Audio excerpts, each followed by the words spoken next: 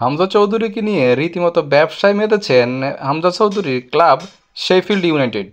বর্তমানে বাংলাদেশ ফুটবলের এক নক্ষত্রের নাম হামজা চৌধুরী। প্রথম ম্যাচ খেলবেন ভারতের বিপক্ষে, এজন্যই এ নিয়ে অনেক হাইপ। ফুটবল সমর্থকদের মধ্যে অনেক বেশি উত্তেজনা। এই উত্তেজনা এবং সমর্থনকে কাজে লাগিয়েছে হামজার ক্লাব। আমরা জানি হামজা খেলেন ইংলিশ প্রিমিয়ার লিগে, তার দলের নাম হচ্ছে শেফিল্ড ইউনাইটেড ফুটবল ক্লাব। চলুন হামজাকে নিয়ে কি ব্যবসা করেছে বা কিভাবে ব্যবহার করেছে সেটা দেখি। সেজন্য আমরা চলে আসলাম শেফিল্ড ইউনাইটেড ভেরিফাইড ফেসবুক পেজে। গত সপ্তাহ তাদের ফলোয়ার ছিল 700-এর মতো এবং লাইক ছিল তাদের পেজে মাত্র 400-কে, কিন্তু সেটা এখন দাঁড়িয়েছে 1.4 মিলিয়ন ফলোয়ার এবং 700-কে লাইকসে। এটার ইম্প্যাক্ট শুধুমাত্র হামজাই, সেটাই দেখাচ্ছি চলুন। তারা 14 ঘন্টা আগে একটি পোস্ট দিয়েছে হামজাকে নিয়ে, হামজাস ফার্স্ট সেশন ইন ঢাকা। সেই পোস্টে প্রায় 200-কে রিয়েক্ট এবং সেটা 3-কের মতো শেয়ার, 8-কের মতো কমেন্ট।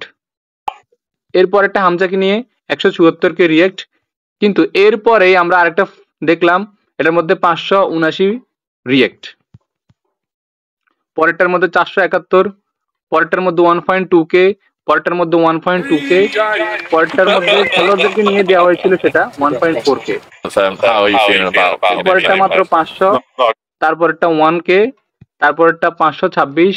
মানে হামজাকে ছাড়া অন্য যে কোনো পোস্টে খুবই নগণ্য লাইক, কমেন্ট এবং শেয়ার। এই ক্লাবটি রীতিমতো বাংলাদেশের মানুষের আবেগ এবং ফুটবল সমর্থনকে কাজে লাগিয়ে তাদের অনলাইন প্ল্যাটফর্মকে শক্ত করছে। তবে এটা বাংলাদেশ ফুটবলের জন্য খুবই ভালো, কারণ হচ্ছে তারা যত বেশি হামজাকে প্রকাশ করবে তত বেশি বাংলাদেশকে সারা বিশ্বের মধ্যে চিনবে, বাংলাদেশ ফুটবল তত বেশি পরিচিতি লাভ করবে। এক সপ্তাহের ব্যবধানে প্রায় 4 লাখ ফলোয়ার বৃদ্ধি পাওয়া পেজটি এখন হামজাকে নিয়ে বেশি পোস্ট করে থাকেন। আমরাও চাই হামজার জনপ্রিয়তা বৃদ্ধি পাক, বাংলাদেশ ফুটবলের জনপ্রিয়তা বৃদ্ধি পাক।